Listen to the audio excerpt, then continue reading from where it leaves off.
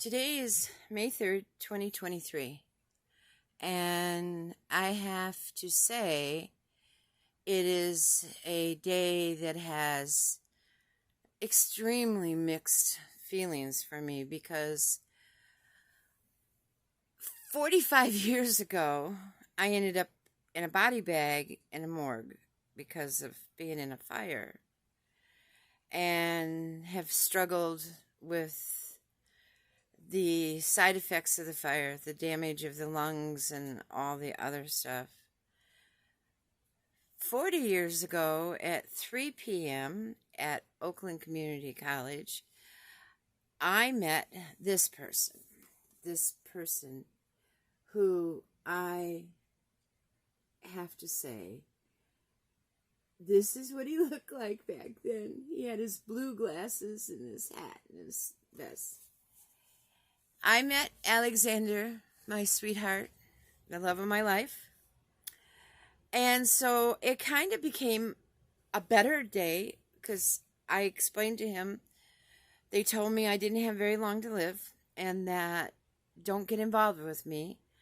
And as always, the man didn't listen. He just went, oh, well, okay. And we met registering for a film class because we both love film so much.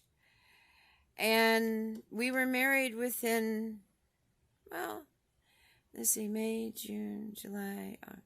We were married within 3.5 months. Okay. Everybody said it wasn't going to last. Well,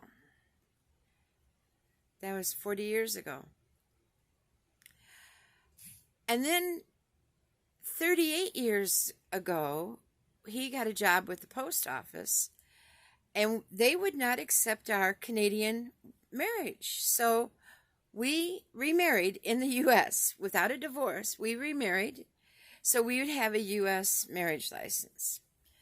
So in some respects, today is a wedding anniversary. We had a couple of friends that stood up for us, and we went to Chuck E. Cheese's in Clausen afterwards. And in other ways, it's an anniversary of meeting my sweetheart, the only man that I can honestly say, he was totally my soulmate, my love and everything. And it's the anniversary of dying in a fire and all the effects I have.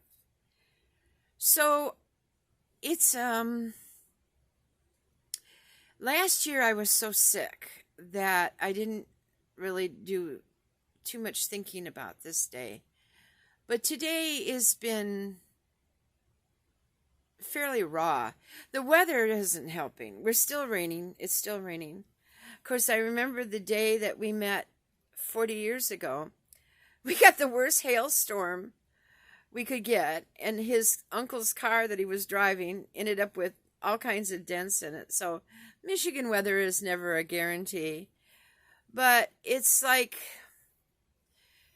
I unfortunately made a mistake of trusting a doctor in January who gave me a medication that has put me backwards by years of, I am struggling just to sometimes get dressed every day. So I am trying to regroup from that. I'm trying to get rid of all this extraneous stuff, but physically don't have the physical abilities, and trying to come up with solutions. And I'm living in a place that is so negative. It's just a horrible thing.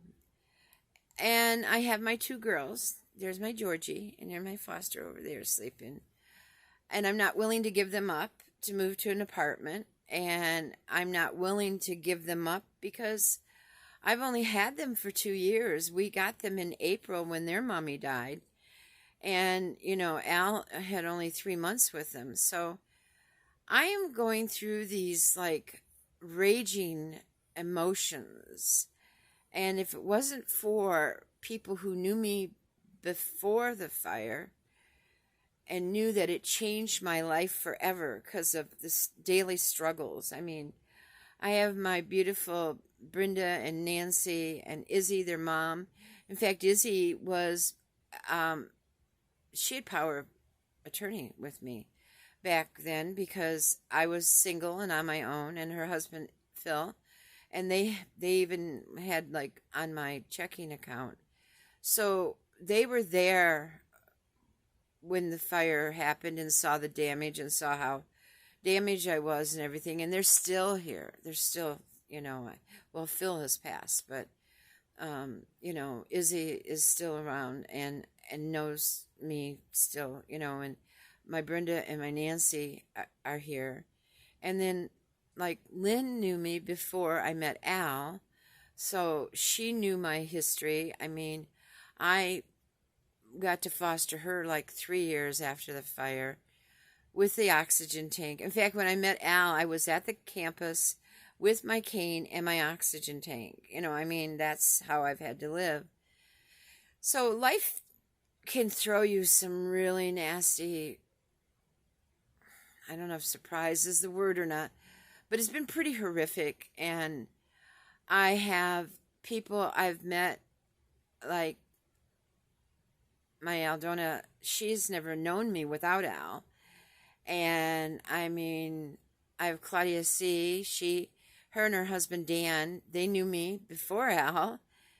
So it's sort of like, and then I have my Elke who met Al and me before Al died, but has only known me for a little bit. So I have these beautiful people in my life that I'm grateful for, because I don't have any bio sibs or parents or anything like that left.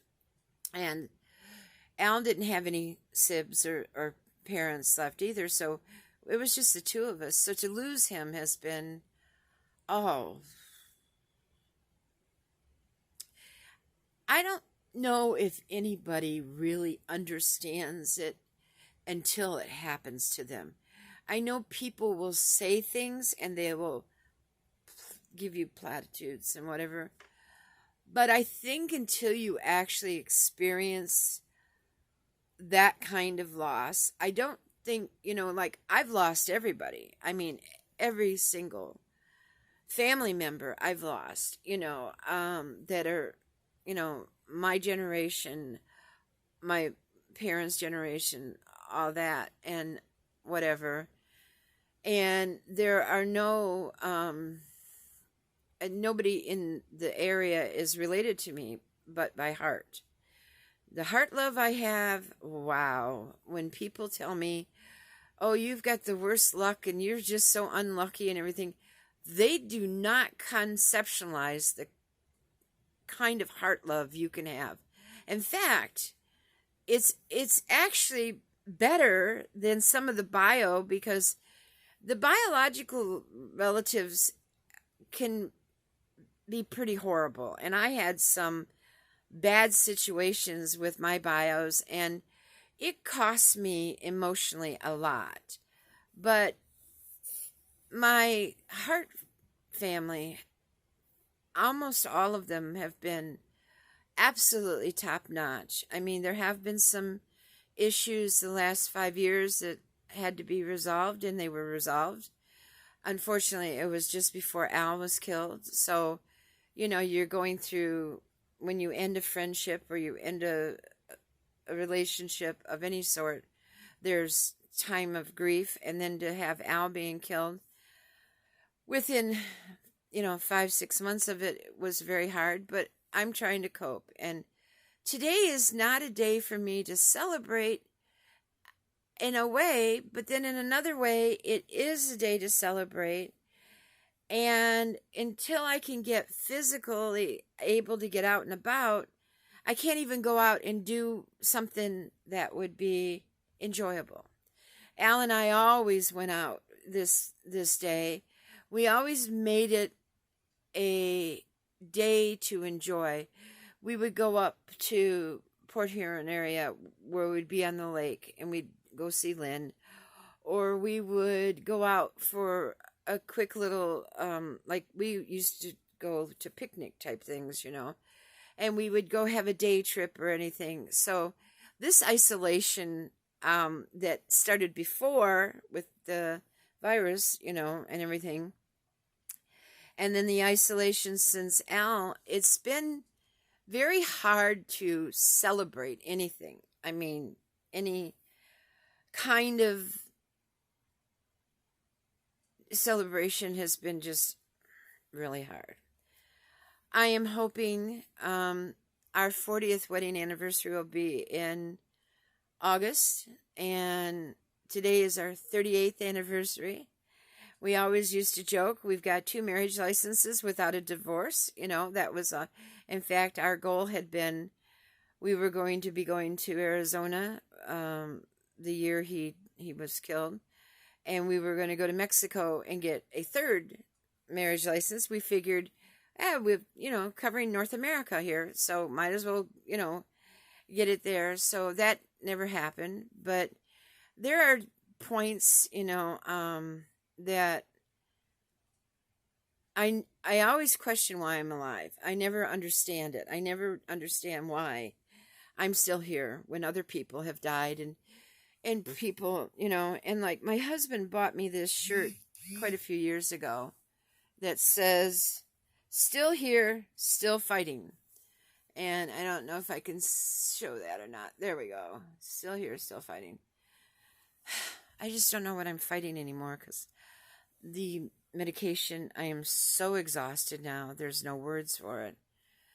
But today is May 3rd, 2023.